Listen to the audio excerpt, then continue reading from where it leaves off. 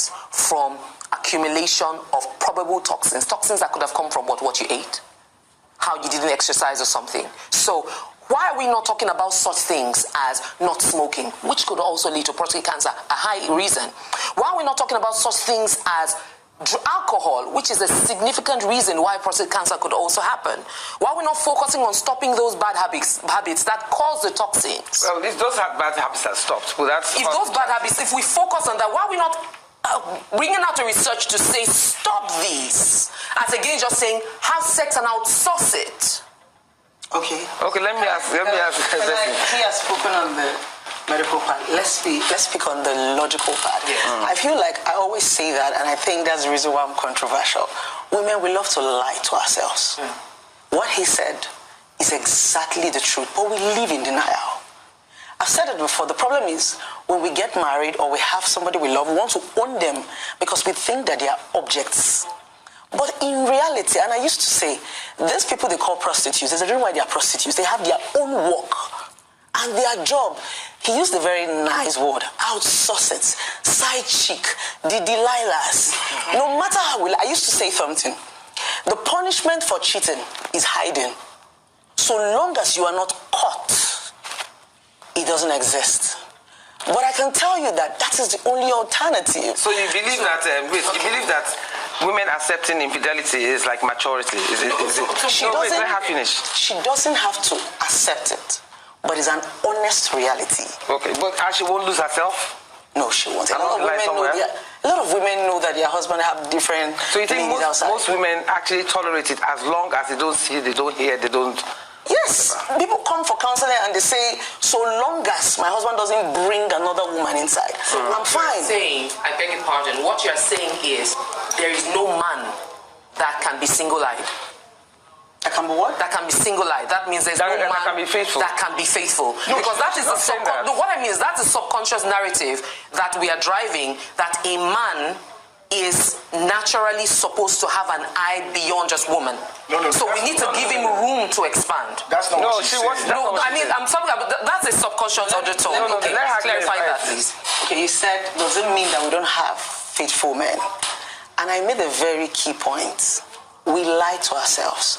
That thing we call fidelity is the fact that a lot of men can keep it private. You don't know about it. That's not true. That's true. That's the truth you have chosen to believe. No. And the fact that it's possible to hold on to something so strong and believe it, because many times there are lies that we believe that have become our truth. Yeah, but Stephanie, you have to differ because the truth. Okay, right. I'm sorry. I want to give an example. No, listen. Right, for those in the religious sector. Okay. Do we mean that the priests who are sworn to celibacy are dying of prostate cancer? Okay, doctor. Because they're not having it 21 times a month. Answer that, doctor. So let's give you. Or when they die, it is because of prostate cancer. Bring the priest. It's going to be dramatic. It's going to be more. It's going to be very controversial. You know why? That is still a pretty close cult, because we've not been able to do not only just on prostate. Not dying. No. Why are they also paying for all this child abuse? Oh, that you're not. Are you going to say? No. I'm not going to give you an absolute number. Wait. The Catholic Church are just settled excess of billions. Let's be realistic, madam. They've just settled. Why would they just settle? But let me go back to my own. But that's in the minority now. You can't use that as every single. Because they've not been caught, madam. They've not been caught. I'm being honest with you. So then let's face reality. Let me tell you why. One of the reasons I believe in the research. I'm a man, I'm driven by testosterone. You're a woman, you were driven by estrogen. Your estrogen started controlling you when you started your menses up to menopause. Research shows that if we can keep menses time to menopause time, if we can keep it short, not only will you live long, you're not going to die of breast cancer, you're not going to die of reproductive cancers. Go and check that. So if I can make the time you start your menses to the time of your menstruation stops, if I can make it short, you're going to live healthier and longer. But then what happens? Your body changes. Your vagina gets dry. Sex is no longer as appealing as it used to be when you were a teenager in your 20s. Why am I still producing testosterone? Why do women have biological clock? This is the reason why not only do I support the 21 ejaculations, I also know physiologically, yes, it cannot be absolute, it's a bell curve. There will be some women in their 60s, 70s still sexually active. The majority of women devoid of estrogen cannot do the 21 ejaculations. That is why I said outsource, and outsource respectfully. Whatever the left hand does, don't let the right hand know. So you're not going to bring your side chick home or the other woman home. She's not going to call you because you still have to respect your woman. But let's look at the physiology. You're in your 50s, you're in your 60s, you don't have any more estrogen at that moment. One of the things that makes women enjoy sex is the lubrication that comes from their glands. That is driven by estrogen.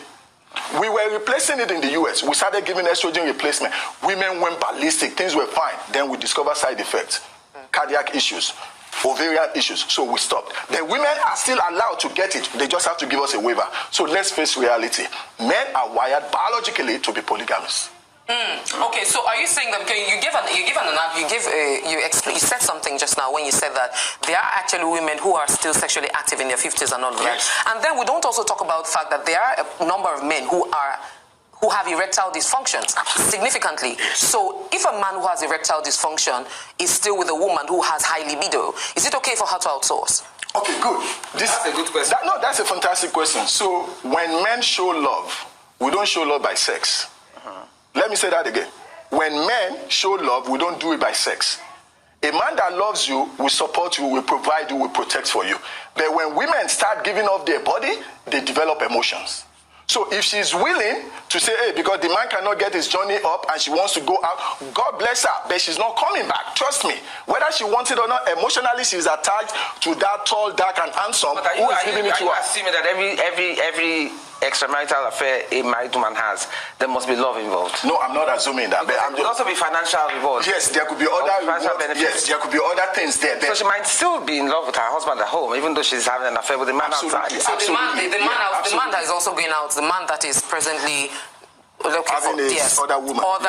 Outsourcing, yes. Does he still love his wife, or he's just outsourcing? No, absolutely, because men, sex to us does not equate love. So I can have sex with 3, 4 women. I don't even remember the name of the first one.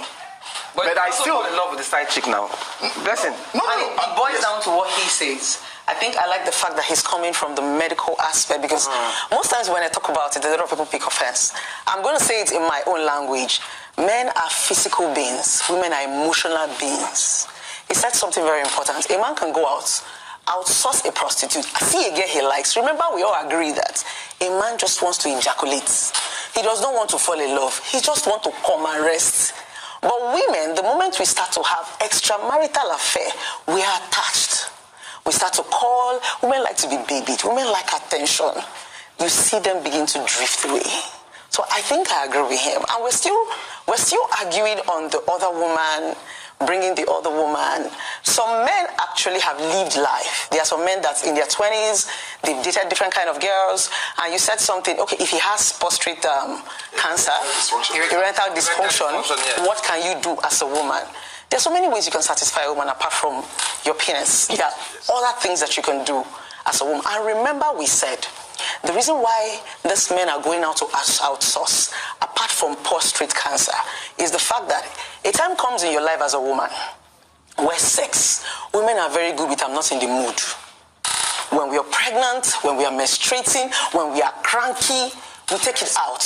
Yes, we are stressed. You won't even be wet at that point. If your man even wants to come and touch you, pepper body, because the kids are on your neck, everything's on your neck. So sometimes we always tell the men, just take her out on the vacation. What do you want the man to do at that point? I used to say, we women are too selfish.